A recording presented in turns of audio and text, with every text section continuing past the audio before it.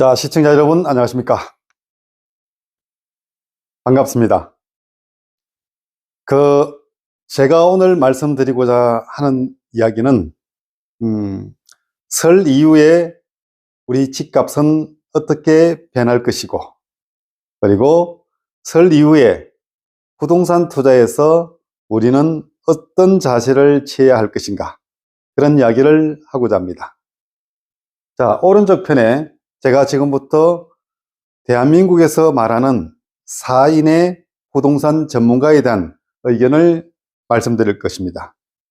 이 의견은 당연히 전문가들의 의견이고 뉴시스에 게재되었던 엊그제 기사를 인용해서 여러분께 제시해 드릴 것입니다. 대한민국에서 부동산 전문가라 하면 많은 분들이 있습니다. 그러나 그런 분들이 굉장한 전문성을 갖고 있지만 부동산 시장을 다 알아맞히지는 못합니다. 얼추 비슷하게 맞출 수는 있겠지요.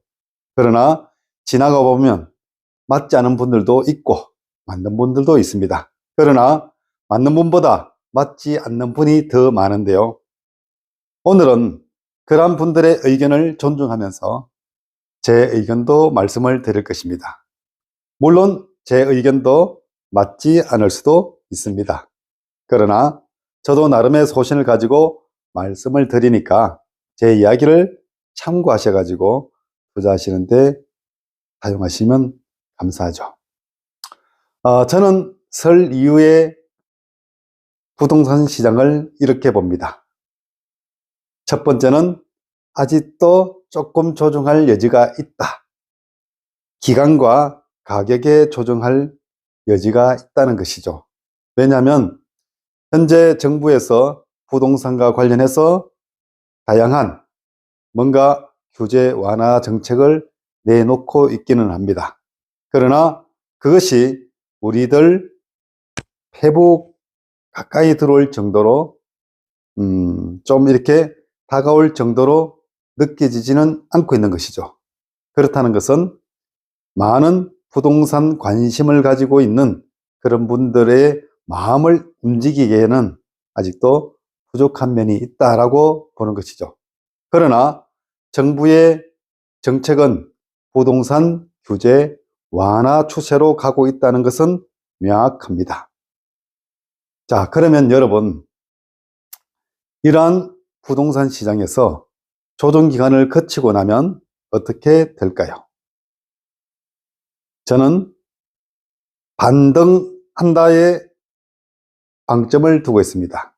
왜 그런가 하면 얼마 전 미 FOMC에서 미 연준 의장이 3월까지는 기준금리를 내릴 것이 눈에 띄게 보이지 않을 것 같다 라는 말을 했죠. 즉 3월 달까지는 미국의 기준금리를 내릴 것 같지는 않다라는 언지를 준 것인데요. 여러 가지 전략적인 용어이기도 합니다만 어쨌든 저는 3월을 기점으로 해서 금리는 서서히 내리기 시작할 것이다 라고 보고 있고요. 이 미국의 기준금리와 연동해서 대한민국의 기준금리도 한 6월 달부터는 내려가지 않을까 라고 저는 전망합니다. 자, 여러분, 그렇다면 미국과 우리나라 기준금리가 내려가게 되면 대체로 은행의 대출금리도 내려가게 되겠죠.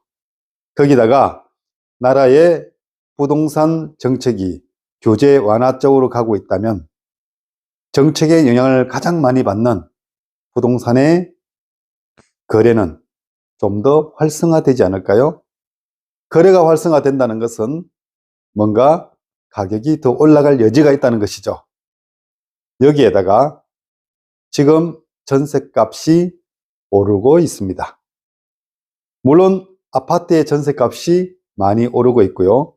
지방보다는 수도권보다는 서울에서 더 많이 오르고 있습니다. 그것도 핵심 지역에 있겠죠. 이러한 현상은 핵심에서 핵심이 아닌 지역으로 옮아갈 것이고요. 아파트에서 빌라로 갈 것입니다. 따라서 점차 빌라 시장도 다른 서울 핵심 지역 외에도 그 지역을 벗어난 지역에도 점차 집값이 올라가는 좋은 현상이 생길 거라는 것이죠. 물론 집값이 올라간다는 것이 모든 분들에게 좋은 현상은 아닙니다.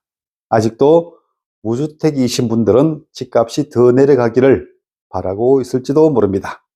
그러나 우리가 아무리 무주택자였다 하더라도 집 한 채를 사게 되면 유주택자가 되고, 유주택자가 되는 순간부터는 집값이 올라가기를 누구나 원하고 있습니다.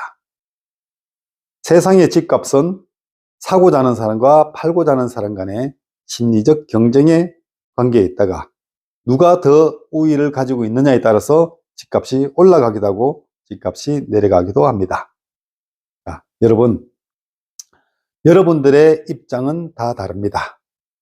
무주택자이신 분도 있고 1주택자이신 분도 있고 2, 3, 4주택자이신 분들도 있습니다. 각각의 입장은 다르지만 부동산은 늘 적정한 거래가 있어서 국가의 세수에 도움이 되어야 하고 또 국민 개인 간의 자산의 유동화도 되어야 하면서 가능한 물가 이상으로 올라야 계속 대한민국의 땅 가치가 올라간다고 생각합니다. 물론 급등하는 것을 제가 꼭 원하는 것은 아닙니다만 여러분, 부동산 가치는 물가 상승과 함께 역대 쭉 상승 곡선을 그렸다는 것을 생각하면서 부동산 투자에 임하면 좋겠고요. 제가 늘 결론은 재개발 지역의 빌라에 투자라고 말씀을 드리죠. 말씀드렸듯이 원래의 집값은 일정한 조정 기간을 거치다가 다시 상승할 것으로 보고 있지만 지금부터 5년 뒤의 집값은 확실히 올라 있을 것이라고 저는 상상하고 있습니다. 따라서 5년 뒤의 집값을 생각하면서 부동산에 투자해야 한다 생각하고 또 지금은 재개발 기간을 2분의 1로 딱 단축해서 5년이면 입주까지 가능한 신통기획이나 모아타운 등등 재개발 정책이 많기 때문에 그러한 이슈가 있는 지역에서 자기가 원하는 지역에 자기가 동원할 수 있는 현금의 능력이 5천만 원이라면 5천만 원에 투자할 수 있는 봉천동이나 신림동 지역에, 그리고 내가 1억 이상 있다면 신길동이나 다른 여타 지역에 관심을 가져보시고요. 또 내가 3억, 4억 뭐 이렇게 돈이 있다면 좀 더 좋은 지역에 그리고 재개발이 더 진행된 지역에 투자해 보실 수 있다고 생각합니다. 혹자는 저의 그 유튜브 댓글에 뭐 3억이 소액이냐 이렇게 비판하신 분도 있고요. 저를 두고 집팔이 공인중개사다 얘기도 하신 분이 있는데요.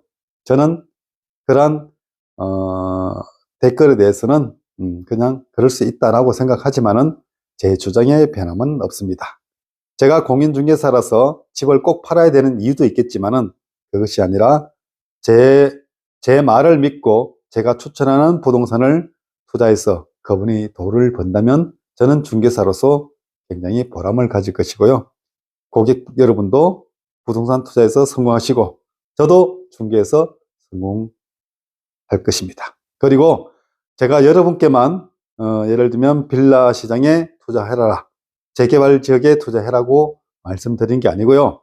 저도 사당동이나 양재동이나 또 그리고 봉천동이나 이런 데 재개발 시장에 이미 투자했다는 사실을 생각하시고 저와 함께 같이 투자의 길을 걸어간다 생각하시고 저를 시청해 주시고 제가 하는 말을 귀담아 들어주시고 또 제가 추천한 물건에 대해서 본인들의 사정에 맞게 선택하시면 좋을 것 같습니다.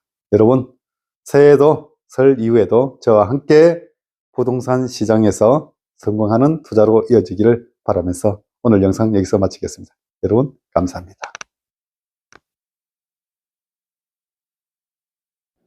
자, 여러분, 투자 상담 전화는 대령 부동산 중개법인의 이재원 대표 공인중개사에게 주시기 바랍니다. 전화번호는 010-9962-4953번으로 전화 주시면 1대1 맞춤식으로 상담을 해드리겠습니다. 지금까지 부동산 대령하는 중개사 대령부동산중개법인의 이재훈 대표와 차민정 공동대표였습니다.